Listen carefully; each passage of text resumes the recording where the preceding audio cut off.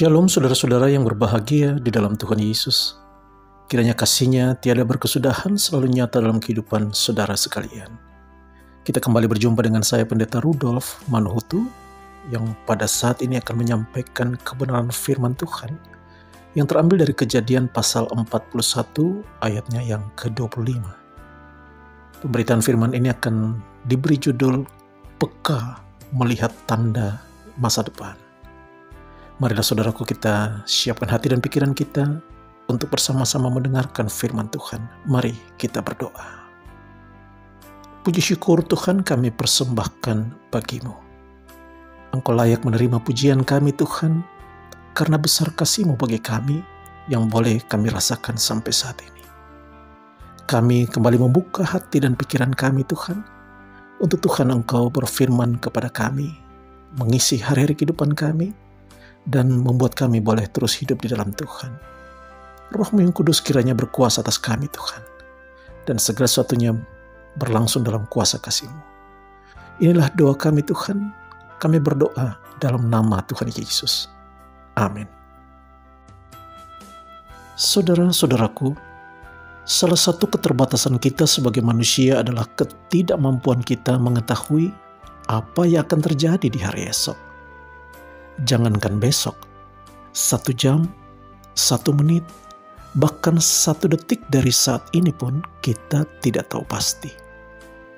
Penulis Amsal pernah mengingatkan dalam Amsal pasal 27 ayat 1. Janganlah memuji diri karena esok hari, karena engkau tidak tahu apa yang akan terjadi hari itu. Ini diperkuat juga oleh Yakobus dalam Yakobus 4 ayat 14 bagian A yang menyatakan, sedang kamu tidak tahu apa yang akan terjadi besok. Mungkin kita bisa meramal, melakukan perkiraan, atau memprediksi masa depan. Tetapi semua itu tetap tidak pasti.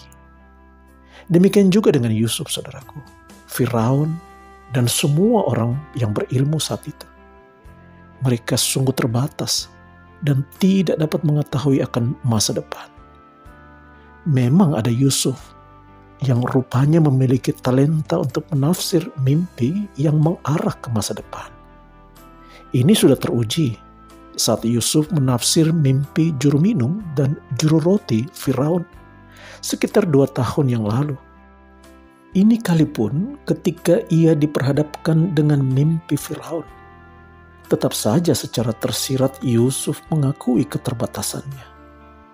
Ini nampak dalam Kejadian pasal 41 ayat 25 yang berbunyi, lalu kata Yusuf kepada Firaun, kedua mimpi tuanku Firaun itu sama. Allah telah memberitahukan kepada tuanku Firaun apa yang hendak dilakukannya. Sekali lagi saudaraku, Allah telah memberitahukan kepada tuanku Firaun apa yang hendak dilakukannya. Allah yang memberitahu, bukan mimpi itu, dan bukan pula Yusuf. Karena memang cuma Allah yang Maha Tahu. Tanpa Dia, segala sesuatunya kelam tanpa makna. Dan sesudah mengucapkan ayat yang ke-25 tadi, Yusuf mulai menjelaskan makna dari mimpi Firaun. Saudara-saudaraku yang kekasih dalam Tuhan Yesus, dari ayat 25 ini kita memperoleh pesan. Yang pertama, kita kembali diingatkan bahwa kita tidak bisa apa-apa tanpa Tuhan. Tanpa Tuhan yang membuka tabir yang menutupi segala rencananya. Bayangkan saja kalau Tuhan tidak menghadirkan mimpi itu kepada Firaun. Dan kalau Tuhan tidak mempercayakan talenta kepada Yusuf untuk menafsir mimpi Firaun. Maka setelah 7 tahun mereka menikmati kelimpahan berkat, mereka akan lupa diri. Lalu mereka akan kesulitan saat tiba musim kekeringan 7 tahun berikutnya. Pesan yang kedua, bahwa diperlukan kepekaan kita untuk melihat tanda-tanda masa depan. Seandainya kepekaan itu tidak dimiliki Firaun, sehingga ia tidak perlu gelisah karena mimpi itu ia abaikan, maka dapat dipastikan kerugian akan melanda kehidupannya dan segenap rakyatnya kelak. Kepekaan melihat tanda akan masa depan itulah yang kita perlukan dalam menjalani hidup ini. Kepada kita, Alkitab banyak mengingatkan akan hal-hal yang mungkin terjadi di zaman-zaman akhir ini. Walaupun semuanya penuh misteri, tapi kita masih punya Tuhan Yesus yang maha baik dan maha tahu. Dialah yang patut kita andalkan, dan biarkan Dia pula yang membuka tabir itu. Tuhan Yesus pernah berkata kepada murid-muridnya, yang itu diungkapkan dalam Injil Lukas pasal 8 ayat 10 bagian A. Kepadamu diberi karunia untuk mengetahui rahasia kerajaan Allah. Pernyataan Yesus ini sesungguhnya juga ditujukan kepada kita, saudaraku. Tetapi bagaimana kita bisa mengetahui akan rahasia-rahasia itu jika kita menjauh daripadanya? Lalu ditambah lagi kita telah kehilangan kepekaan iman. Saudaraku, memang inilah masa sulit itu. Namun sesulit apapun hidup ini, tetaplah dekat dan bersandar kepada Tuhan Yesus Sang Juru Selamat yang hidup itu.